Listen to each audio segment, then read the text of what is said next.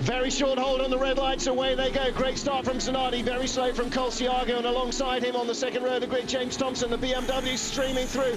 Dirk Muller leading Andy Prio, there's Colciago behind, and that is Antonio Garcia trying to come through in the second BMW Italia Spain entry. Gets a nudge from Colciago, and which one of that? That is Zanardi coming past Thompson, or Thompson, I think. In fact, Zanardi a little further back. Car number 7 is Farfus. Zanardi did get held up away from the start. Thompson, but look at Colciago behind the BMW of Garcia. It is Thompson is the lead Audi. Now, until he catches the BMW in front, and he'll be wanting past Garcia. So we've got Zanardi, Muller, Prio, Thompson, and then up after that is Garcia, then Zanardi. Well, Garcia has proved before, David, that he is really tough nut to crack. He's such a strong defensive driver. He's no slouch when it comes to aggressive overtaking manoeuvres either, but he is really hard to pass, even when there are quicker cars and demonstrably much quicker cars behind him. And Imola, the drivers are saying, is also a racetrack much in the nature of maybe the Hungaroring, not so much where there's only one line, but where it's very hard indeed to pass, because so many of the chicanes where you might try a move, if it doesn't work, it's onto a long straight or a big climb out of them, which just then kills you with regard to your rival. So it's really hard to pass here. Through Acqua Minerale, James Thompson in the red Alfa, all over the back of third-placed Andy Prio. Still Alex Zanardi leads. Zanardi leading from Dirk Muller, the championship leader. And I have to say, I don't think there'd be a single person in the paddock that would resent an Alex Zanardi victory. Such is the affinity and the liking for the man himself, never mind everything that he's been through over the last 4 years. It would be one of the big stories of this or any other race weekend. For Zanardi to return to motor racing was one thing, but to be back in the winner's circle in an entirely different discipline would be something else. Emotion aside, though, Dirk Muller is definitely looking to put in a move. He is quicker than Zanardi at the moment, and Zanardi down into the Variante Bassa loses the lead. Muller goes through, and immediately Prio is right with him as well. And that, of course, the scene of last year's major crash. Zanardi got tapped into a huge accident there, shot backwards across the chicane, slammed into the wall very heavily at this race last year. But at the moment he's in second place, and he will fight tooth and nail for every position. Dirk Muller leads, Zanardi second, Andy Prio in third. Replay of that lead incident. There is the move. Clinical stuff down the inside.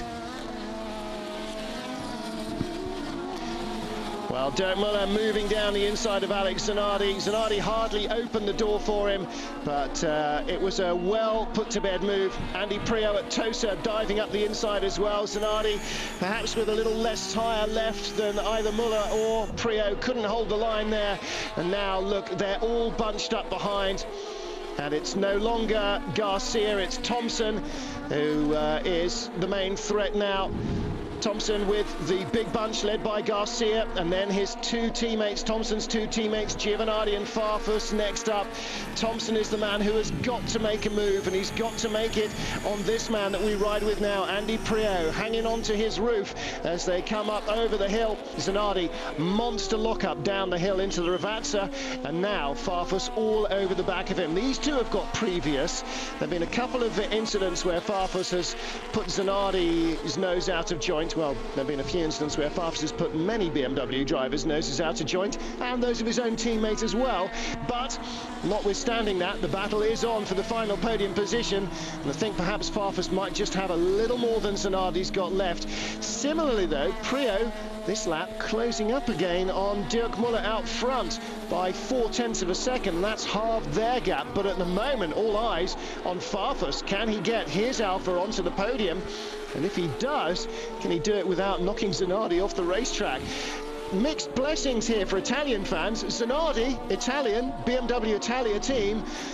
Farfus, Brazilian, but in an Italian Alfa Romeo. Ooh, who are your loyalties with? It's very difficult, isn't it? Depends who paid for your ticket, really, doesn't it? And I'm sure there'll be lots of Alfa Romeo fans and lots of BMW Italia fans at Imola this weekend. And this is fantastic racing. This is for third place. and they are really battling hard, trying to go around the outside there. Zanardi firmly closed the door and wasn't going to let him past, and is just making sure that he has the position. He's keeping the door shut and not allowing Farfus to edge himself into getting that car up the inside or whatever it might be.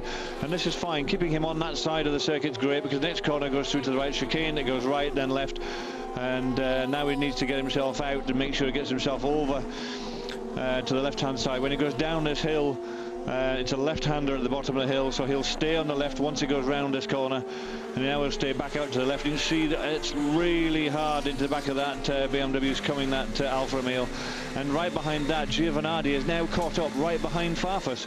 So you've got the two BMWs, and Rydell is there as well. I hadn't realised that Rydell was catching the group.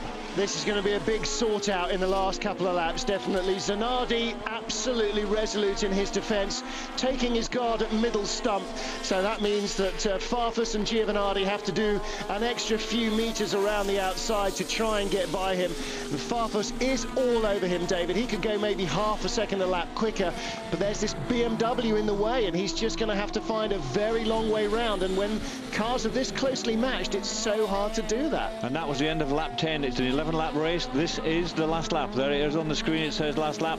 Zanardi has to try and keep those three cars back for one more lap, and he's moving that car all over the circuit, doing his best, filling the circuit with that blue and white BMW in order to keep these cars past. And now Farfus is driving a lot better than we've seen him, because his car hasn't got as many dents in it. He hasn't taken as many people off as he has done in the past.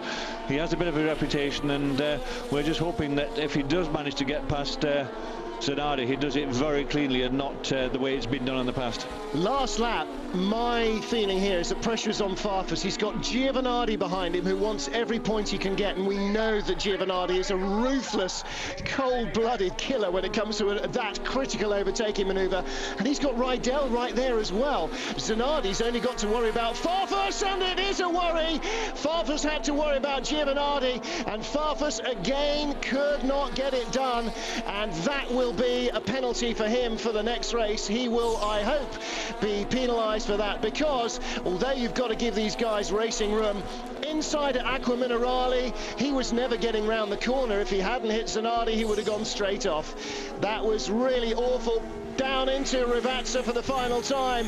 Andy Priaulx smoking them up right over the back of Dirk Muller's car. Had to get out of the throttle. You heard it from the onboard. He was just too fast in. Priaulx's got no tyres left at all.